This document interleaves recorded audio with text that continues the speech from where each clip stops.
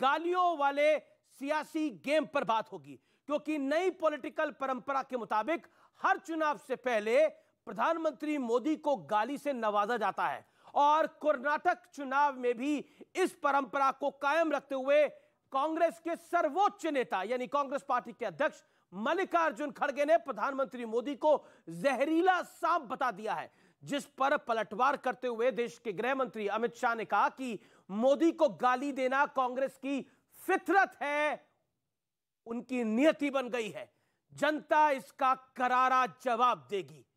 लेकिन सवाल है कि आखिर हर चुनाव में गालियों की एंट्री क्यों हो जाती है। याद कीजिए, पूर्व कांग्रेस नेता गुलाम नबी आजाद ने हाल ही में कहा था कि मोदी को गाली देने से गांधी परिवार खुश नहीं बहुत खुश होता है। तो क्या इसी वजह से खड़गे जैसे मंजे हुए नेता भी प्रधानमंत्री मोदी को कभी रावण तो कभी जहरीला सांप बता देते हैं? लेकिन एक बड़ा मुद्दा यह भी है कि क्या जनता गालियों का वजन देखकर अपना नेता चुनती है या फिर उनके वादे और काम देखकर ईवीएम का बटन दबाया जाता है। आज इसी बड़े सवाल पर जनता जनार्दन के बीच, देश के युवाओं के बीच होगी वीकेंड की सबसे बड़ी पॉलिटिकल डिबेट। ये देश है हमारा।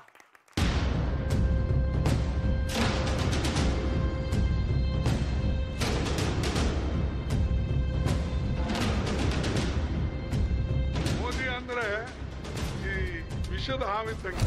अब तक मुझे कि कांग्रेस के लोगों ने 91 टाइम अलग अलग गालियां दी है। कर्नाटक चुनाव में गालियों वाला सियासी एक्शन शुरू हो गया है। उधर कांग्रेस ने फुल टॉस की, इधर प्रधानमंत्री मोदी ने ताबड़तोड़ बैटिंग शुरू कर दी। ಮೋದಿ ಅಂದ್ರೆ ಈ ವಿಷದ ಹಾವು ಇದ್ದಂಗೆ। ನೀವಂದ್ರೆ ಇದು ವಿಷ ಅದ ಇಲ್ಲ ನೋಡೋಣ, ಸ್ವಲ್ಪ ನೆಕ್ ನೋಡೋಣ ಅಂತ ನೆಕ್ಕಕ್ಕೆ ಹೋಗಿರಿ, ನೆಕ್ಕರು ಸತ್ತ। जो उन्होंने बाबा साहब आम्बेडकर को दिया, जो उन्होंने वीर सावरकर को दिया, वैसी ही गालियां मोदी को दे रहे हैं। मैं तो इसे उपहार मानता हूं और कांग्रेस गाली देने में समय बर्बाद करती रहेगी। मैं जनता जनार्दन की सेवा में अपने आप को खपाता रहूंगा।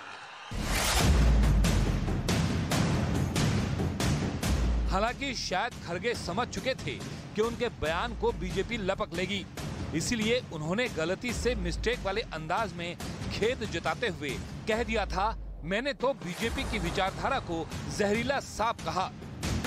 अरे कांग्रेस वालों, आपकी मति मारी गई है, मति मारी गई है। मोदी जी को जितना भी गाली बोलोगे, कमल इतना ही अच्छे से खिलकर बाहर आने वाला है। प्रधानमंत्री को मिली जहरीले सांप वाली ताजा गाली के बाद गुलाम नबी आजाद का एक बयान काफी वायरल हो रहा है। कांग्रेस की जो सेंट्रल लीडरशिप है मौजूदा, वो खुश होती है अगर कोई मोदी को गाली देता है तो। हाँ, बहुत खुश होती है, सही बात है। जैसे जैसे क्या, जो है लीडरशिप वो है। अब दूसरे खेमे से भी गाली वाला काउंटर अटैक शुरू हो गया। कर्नाटक के बीजेपी विधायक बसन गौड़ा यत्नाल ने सोनिया गांधी को विष कन्या और चीन पाकिस्तान का एजेंट बता दिया। सोनिया गांधी विष कन्या ನಂಗಾದ್ರ ಈ ದೇಶ ಹಾಳು ಮಾಡನಂತ ಚೀನಾ ಮತ್ತು पाकिस्तान एजेंट रह ಕೆಲಸ ಮಾಡುವಂತ सोनिया गांधी। क्या ये उनके शब्द हैं या ये बोल नरेंद्र मोदी के और बासवराव बोम्मई जी के हैं जो सिर्फ वो बोल रहे हैं? ये राजनीति में हर मर्यादा, हर शुचिता, हर सीमा को लांघने वाला बयान। ये घोर निंदनीय है और ये भारतीय जनता पार्टी के नेताओं के कहने पर किया गया है। इससे पहले यूपी निकाय चुनाव के दौरान बीजेपी ने गाना तैयार किया तो सपा ने इसे घोर आपत्तिजनक बताया। गुंडे पुकारते हैं अखिलेश आइए, दंगों में फिर से यूपी को वापस जलाइए, दंगों में फिर से यूपी को वापस जलाइए, एक बार फिर से आके टोटी चुराइए। लेकिन आज सबसे बड़ा सवाल है कि क्या जनता नेताओं की गालियों वाली प्रतिभा देखकर वोट देगी या फिर नेताओं के काम और जनता से जुड़े मुद्दों के दम पर जनप्रतिनिधि चुनेगी। आज इसी सवाल पर जनता के बीच होगी सबसे बड़ी बहस। सबसे पहले मैं अभिनंदन करता हूं आचार्य प्रमोद कृष्णम का, कांग्रेस पार्टी के वरिष्ठ नेता हैं, उनका अभिनंदन है। लंबे अरसे बाद हमारे स्टूडियोज में आ रहे हैं, अभिनंदन है सर आपका। गौरव भाटिया है मेरे साथ, भारतीय जनता पार्टी के प्रवक्ता हैं, सुप्रीम कोर्ट के जाने माने एडवोकेट हैं, जोरदार तालियों से उनका अभिनंदन करिए। मेरे साथ प्रोफेसर संगीत रागी है, जाने माने राजनीतिक विश्लेषक, तालियों के साथ उनका अभिनंदन। डॉक्टर अनुराग भदौरिया, प्रवक्ता समाजवादी पार्टी के, उनका भी अभिनंदन है, जोरदार तालियों के साथ उनका भी अभिनंदन करिए। आप तमाम लोगों का अभिनंदन है। आप चारों को मैं शुरुआत में 60-60 सेकंड दूंगा अपनी बात रखने के लिए। मैं शुरुआत करता हूं आचार्य जी आपसे। आचार्य जी, सवाल बड़ा है, क्या गाली के बिना कांग्रेस का पेट नहीं भरता? चुनाव में गाली देनी अनिवार्य है। आप क्या कंपल्सरी है? गुलाम नबी आजाद ने बोला था कि मौजूदा गांधी परिवार जो मोदी को गाली देता है उसे पसंद करता है, और राजीव जी और इंदिरा जी के दौर में ऐसा नहीं होता था। देखिए अमीश देवगन जी, भारत एक बहुत ही विराट और विशाल देश है। भारत की संस्कृति, सनातन संस्कृति सबसे पुरानी संस्कृति है। हमारी संस्कृति में गाली देने का जो वर्तमान राजनीतिक परिस्थितियां हैं वो बिल्कुल भिन्न हैं, और हमारी संस्कृति में गाली देने को अच्छा कभी ना बताया गया है और ना हम इस बात का समर्थन करते हैं। ख़ास तौर से ये 10 सालों में जो राजनीति का जो स्वरूप बिगड़ा है, इसमें जो विकृतियां आई हैं, मैं इसका समर्थन नहीं करता। देश के प्रधानमंत्री को अगर कोई गाली देता है तो उसका भी मैं समर्थन नहीं करता, और सोनिया गांधी जी को कोई गाली देता है मैं उसका भी समर्थन नहीं करता। लेकिन जहाँ तक आप कहना चाहते हैं कि प्रधानमंत्री मोदी जी के विषय में कांग्रेस के अध्यक्ष खड़गे जी ने जो कहा है, उसके लिए वो रिग्रेट शब्द का यूज कर चुके हैं और खेद व्यक्त कर चुके हैं। लेकिन मोदी जी को कोई गाली दे मैं उससे खुश हो जाऊं, और सोनिया जी को गाली दे मैं उससे नाराज हो जाऊं, ये मेरा स्वभाव नहीं है। मैं एक मैसेज देना चाहता हूं आपके चैनल के माध्यम से कि देश बड़ा है, राजनीति छोटी है। जो भरा नहीं है भावों से बहती, जिसमें रसधार नहीं, हृदय नहीं, वो पत्थर है जिसमें स्वदेश का प्यार नहीं। जी, लेकिन गौरव भाटिया, कांग्रेस ने फुल टॉस फेंकी और आप लोगों ने लपक ली। कांग्रेस कह रही है कि इनको बहाना चाहिए था, अब ये खेल करने वाले हैं अपना। आपने ये ध्यान नहीं दिया कि जब ये देश के प्रधानमंत्री को गाली देते हैं और आदतन देते हैं तो जनता को कितनी ठेस लगती है। और मैं एक बात कहूंगा, आप याद करिए अमीश जी, एक लाइन कही जाती है, दुश्मनों का मैं बड़ा एहतराम करता हूं, मुखालफत से मेरी शख्सियत निखरती है। यह है देश के प्रधानमंत्री नरेंद्र मोदी जी। जितना गाली देंगे वो विष भी पी जाएंगे, लेकिन भारत माता को वो और ऊपर लेके जाएंगे, विश्व पटल पर हमारी पहचान बनेगी। ये वो खड़गे जी हैं अमीर जी, गुजरात के चुनाव याद करिए, 100 सर वाला रावण है मोदी, ये बोला था झूठों का सरदार है।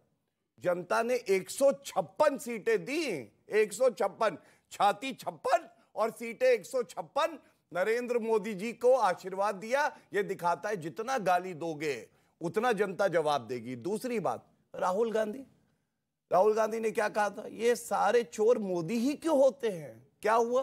तो भुगत रहे उसके लिए वो। मैं वही बता रहा हूं, 52 साल के अपरिपक्व बालक, उनको 2 साल की सजा हुई, उनकी सांसदी भी चली गई। लेकिन वजह क्या है? वजह यह है, गांधी परिवार चाहता है कि जितने चाटुकार हैं इनकी पार्टी में, नेता तो आचार्य जी जैसे बचे नहीं हैं, वो गाली देते हैं मोदी जी को, उसके बाद उनको पद मिल जाता है, इसलिए रोज गाली देते हैं। गुलाम नबी आजाद ने भी कहा है। और मैं एक बात जरूर कहूंगा कि ये कहते हैं मर जा मोदी, और जनता कहती है कर जा मोदी। ऐसा कर्जा कि जो पहले कभी नहीं हुआ, और इसीलिए देश की जनता आशीर्वाद दे रही है। कर्नाटका चुनाव में डबल इंजन की सरकार आएगी और जनता ऐसा खड़गे जी को करेगी, कहते हैं ना घर का ना घाट का, वो हालत हो जाएगी। जी, मैं रुक करता हूं अनुराग भदौरिया का। अनुराग भदौरिया, उनकी अपनी कहानी चल रही है, आप अपनी कहानी को रो रहे हैं, हमारे ऊपर तो एक आप कह रहे हैं कि भद्दा सा गाना बना दिया। क्या आपको लगता नहीं है कि पॉलिटिक्स में शुचिता नाम की जो चिड़िया होती थी वो उड़ चुकी है? बिल्कुल, जो अभी आचार्य जी बात कह रहे थे, आपने देखा बीजेपी के प्रवक्ता ने जब बोला तो उनकी भाषा शैली कैसी थी, वो उसमें आप समझ गए होंगे भाषा शैली किस तरह का इस्तेमाल कर रहे थे। ये संस्कृति संस्कार भारतीय जनता पार्टी में है कि किसी के लिए अपमान करना।